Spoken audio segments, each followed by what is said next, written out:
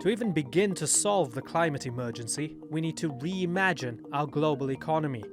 That's the message from the Club of Rome, a non-profit that studies how we can solve humanity's most pressing issues. They say that endless growth will lead to unending disaster. The most important thing we can do right now is invest in social cohesion. At the heart of that is human well-being, economic security, and ecological resilience, not growth. Co-president of the Club of Rome, Sandrine Dixson-Decleve, speaks to the InnerView about global efforts to take on the climate crisis.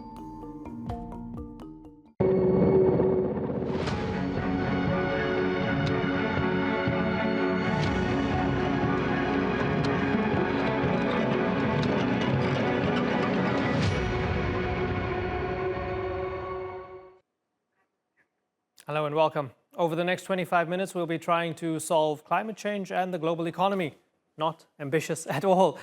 Sandrine Dixson-Decleve is the co-president of the Club of Rome. She joins us now on the InnerView. Thank you very much for joining us. Sandrine, as I said, ambitious plans, ambitious challenges for all of humanity. Tell me what the Club of Rome does and what it tries to how it tries to tackle these big problems. Well, indeed, very ambitious, but we've been speaking about this for the last 50 years, to be frank. The Club of Rome actually was created in 1968 by its founder, Aurelio Pace, and then he commissioned what we called the Limits to Growth report, which was a seminal report speaking very much around the themes that today seem to be so omnipresent as we move through this polycrisis. The fact that actually there are limits to growing, that consumption patterns and the focus on productivity and an extractive economy is pushing us beyond the finite boundaries of the earth. What Aurelio Pace and those that wrote the Limits to Growth said in 1972, so more than 50 years ago, has now really come to fruition. One, that continued population growth will have an impact on the planet, that we could actually start to see climate impacts and environmental impacts. Two, that we cannot continue to grow simply by measuring productivity, but need to address inequality and poverty, and that all of those aspects together will lead us to some potential tipping points. The conventional capitalist argument is that you need growth to bring people out of poverty. You need to continually grow, and you need to, pull people up to the levels that other people are at. Tell me why you believe that degrowth does not mean everybody getting poorer, getting more impoverished. So we try not to necessarily focus on degrowth, but we focus on better growth. We focus on economic development for more people, not just a small percentage of the population. What we talk about is a different type of growth that takes into consideration well-being. And we show very clearly over the many publications over the last years by the Club of Rome and our members that actually we have to take into consideration new economic indicators that are bundled with productivity to place a value, for example, on access to education, to place a value, for example, on access to hospitalization or social welfare.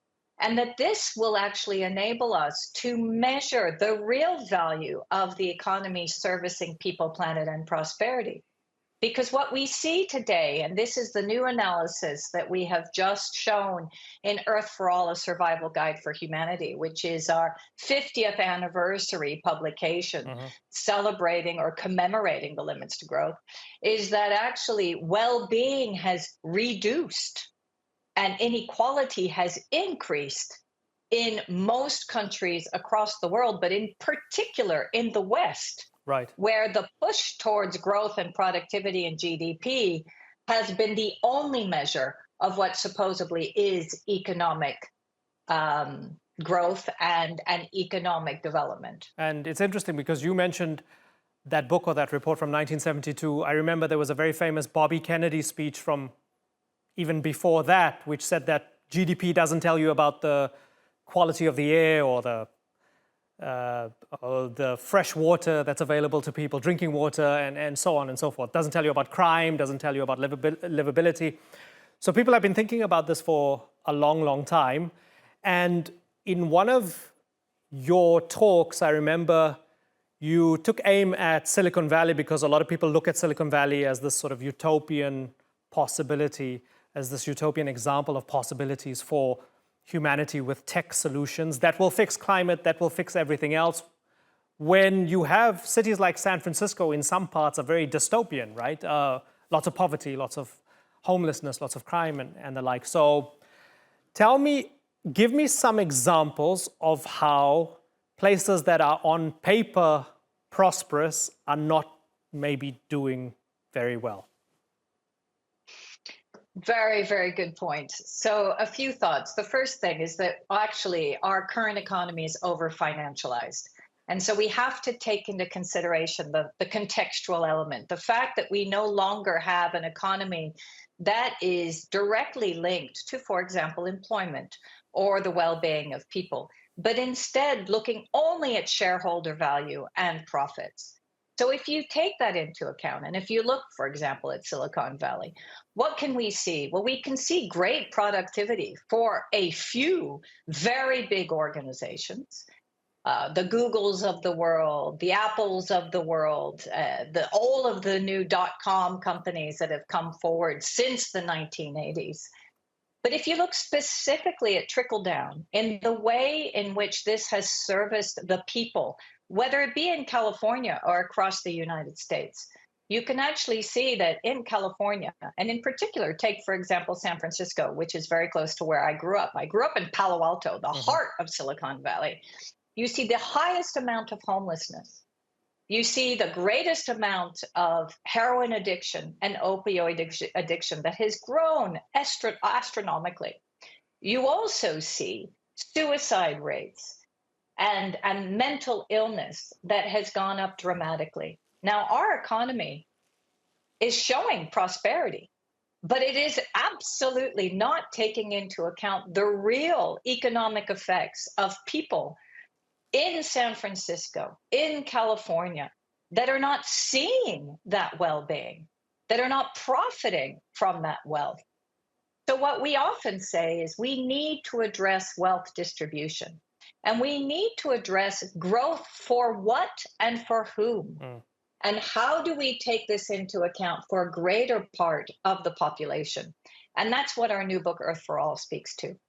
Yeah, I see it over your shoulder there, Earth for All. So at the moment, one would assume that at the moment it's not an Earth for all because of the inequality, because of the imbalances, and because of what we're doing to our environment.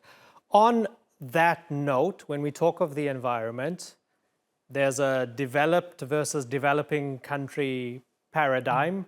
Developing countries saying, well, you guys helped destroy the planet while you built yourselves up. We're still building ourselves up, yet you want to hold us to higher standards. You don't want us to burn fossil fuels as much as you did. And you're saying we're all in this together right now. Tell me about how the Club of Rome finesses that issue when you're speaking to two different audiences and you're speaking to countries at different levels of their industrialized growth. This comes back to your degrowth example. And this is why what we say is we need to grow differently. But clearly there will need to be a reduction in consumption and impacts coming from the North versus the South. The South is absolutely right to criticize the shift that they're seeing and the name blaming and the name shaming that we have across the board with regard to the North versus the South in terms of the responsibility of our emissions, greenhouse gas emissions, as well as environmental emissions, of our material dependencies, which, by the way, are really growing on the back of colonialism. So what we need to do is we need to think through, okay, well, what is a future for all of us? Number one, we have to reduce our material footprint. We, as those of us in the West, We need to rethink the way in which we grow, which actually has to be in terms of reducing consumption and placing a greater value on ensuring that we reduce our emissions, that we decouple our emissions from our economies, and that we also place a value on all of those elements that I claim are so much more essential in terms of GDP. But we also then have to work with the Global South in a variety of ways. One is addressing debt cancellation. The second is special drawing rights and making sure actually that the Global South has access to finance so they have the fiscal space to be able to grow differently. We need to also make sure that we have proper knowledge exchange and technology transfer, and that we place a value on those materials that are coming from the Global South, or what we often call the most of the world, in terms of whether it be forests and timber, whether it be other commodities, whether it be materials that we are actually pillaging, whether it be multinationals or actually at the state level, and taking from the Global South without giving any value back to citizens that live in those countries. And we're not only talking about burning fossil fuels, but as you say, deforestation, use of water. All of this can, in many ways, have a starting point to be solved if everybody accepts the premise. So if everybody accepts that there's a problem on Earth with our impact on this Earth, then we can maybe get somewhere, even if it takes a long time. How do you deal with the fact that some very powerful people, corporations and others, don't accept the premise? Or maybe they do in their heart of hearts, but it affects their bottom line. So they go out of their way to say that climate change is not a big deal and it's being overblown by people such as Sandrine and the Club of Rome. Yeah, I think it's a real challenge. Clearly, power corrupts, and we do worry about the fact that the incumbents, especially now when you look at windfall profits from fossil energy on the back of energy poverty across the globe, and the fact that many of the multinational oil and gas companies are actually pulling out of their renewable investments. This, for me, is such cynicism, when by the same token, you can see the growth and climate change effects that we've had. So it is clear that now it is no longer just about the vulnerable countries, but climate change is impacting all of us. So the denialism is actually great. Deep hypocrisy and cynicism. It's deeper than denialism. It's actually those that are the most wealthiest in society, wealthy multinationals and wealthy citizens, that are deciding to compromise the future and even the present of most citizens simply for their own greed. Now, how do you turn this into an argument for change? One of the key points that we've been making is instability will happen. We will have more social tensions because inequalities are growing so largely across the globe. Those social tensions turn into revolutions. Those social tensions turn into war. Those social tensions turn into impacts on value chains and on business as usual. Those social tensions will have an impact on everyone. We are as vulnerable as the most vulnerable link, as we saw through COVID. So we have to use those arguments to indicate that actually it is in countries and regions where social tensions are low, where egalitarianism or at least inequalities are reduced, that actually there is greater stability and security. Sandrine, why do you do what you do? What inspires you? Oh, so many things. What inspires me is the fact that I have my own family and my own daughters and my husband and my extended family to protect, that I truly believe that we can, as human beings, be wise, that we can actually come up with incredible solutions. In one of your original questions, you asked about technology. I don't believe technology is going to solve this. I believe that it is the human will, the human capacity to innovate, both in terms of technology, but also in terms of the structures that we put in place, the governance frameworks, to enable us to thrive, not just survive. So for me, this is a great challenge. It is the greatest challenge that we have before us in the 21st century. And I fundamentally believe that we can rise up to the challenge. It is going to get increasingly more painful than it's ever been before. But I am hopeful. I come out of a generation that has suffered from the First and Second World War, and I know that we can rebuild.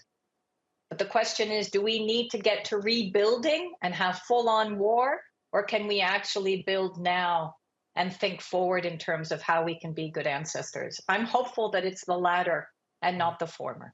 Tell me a little bit more about that suffering that you expect to happen before things get better. Climate change is already in its full spirit, unfortunately, and its full wind. We know that we will already meet 1.5 degrees very soon by 2030, maybe even 2 degrees by that time. It is going so fast, and we see that the science is all around us. The indicators in terms of the biodiversity loss, the species loss, and also climate indicators.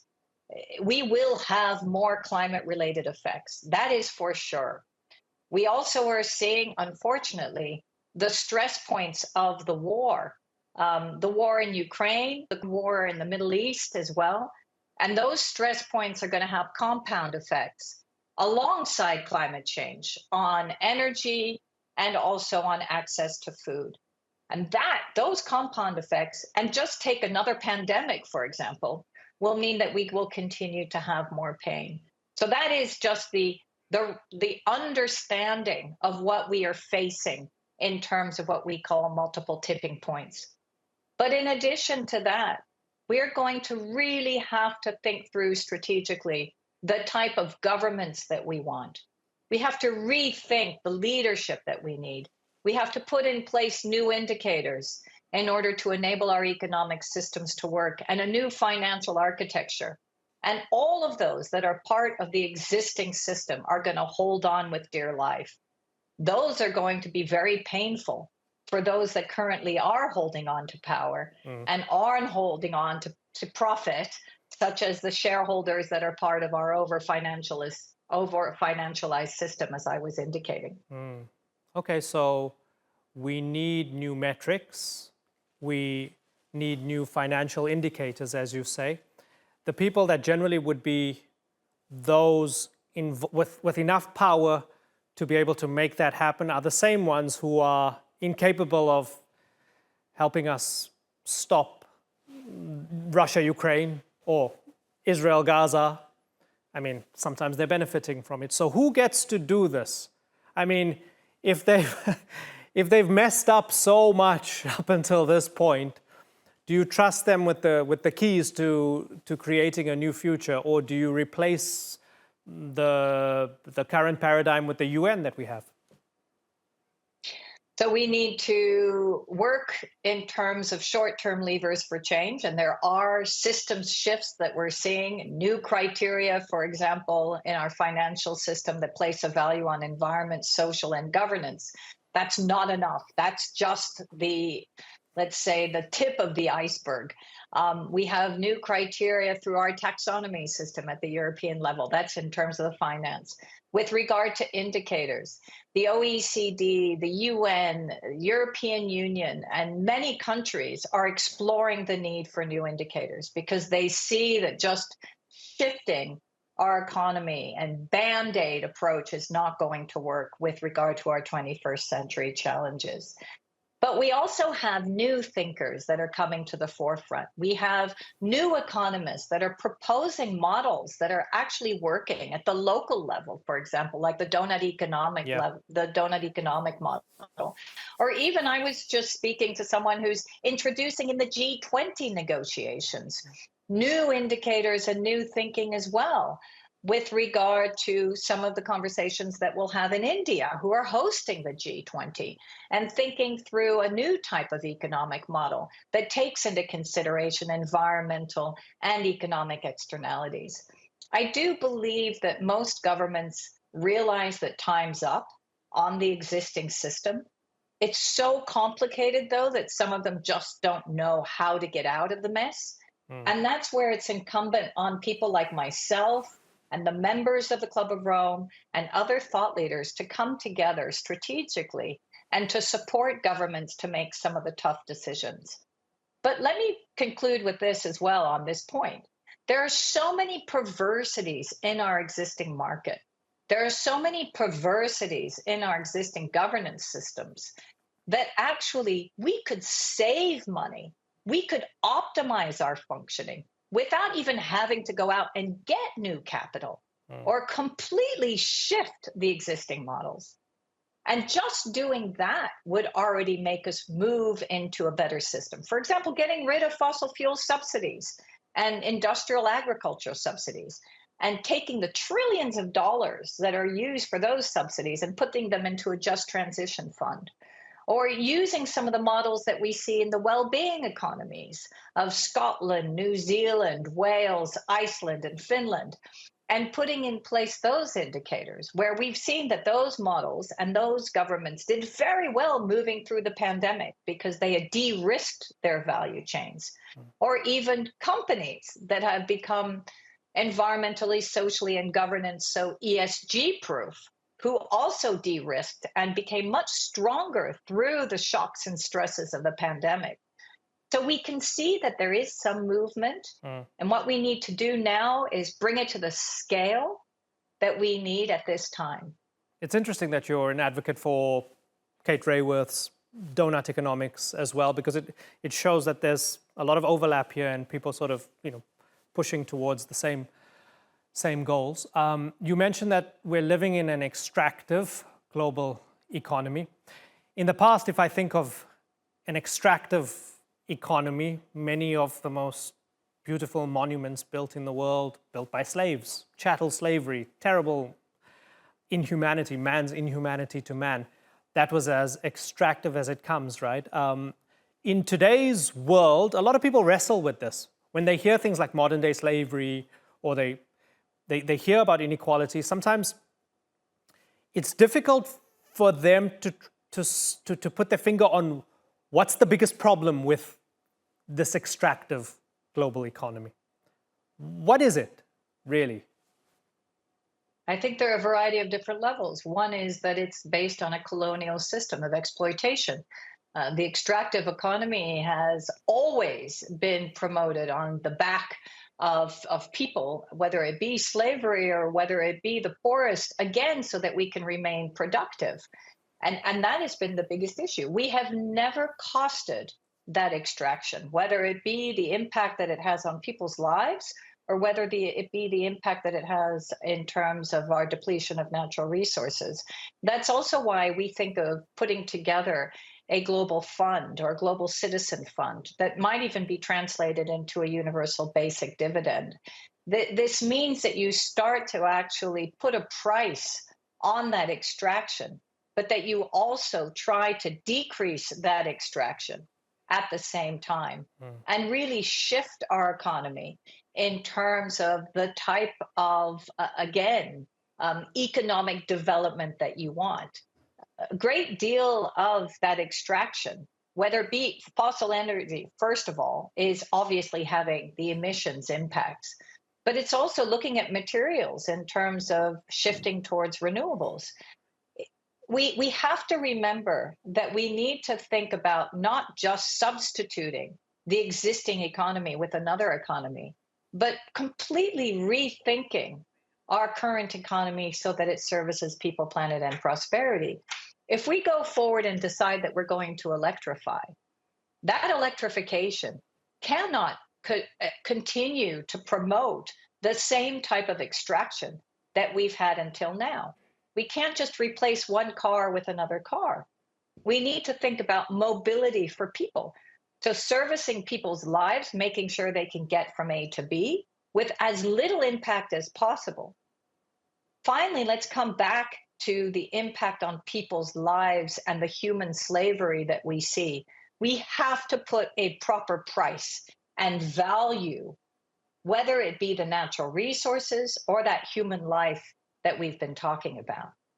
The fact that everything has to be cost effective or cheap in order for consumers to be able to consume as much as possible has had two very big effects. One is overconsumption. And as I said, moving us beyond the boundaries of our planet. So now we've gone beyond 6 of the 9 boundaries. But the other is that it hasn't necessarily brought greater well-being for the majority of people. Not only that, we would argue, looking at our well-being index, that we've actually reduced well-being. So supposedly this productivity, this cheap offering of different commodities and products on the back of human slavery in many cases, because they're not making a proper wage, indicates that we actually have not been creating an economic system that enables economic development, that enables economic thriving for people, and moves us to prosperity for the majority rather than just the few. People suffering in sweatshops as slaves to produce goods that are harming the environment, and you're buying it cheaply, but you don't actually really even need it. The ultimate tragedy. Sandrine, this was wonderful. I'm sorry that we're out of time, but I thank you so much for joining us on the InnerView. Thank you so much for giving me the time, and I hope we'll have a chance to continue. That'll be great. Take care.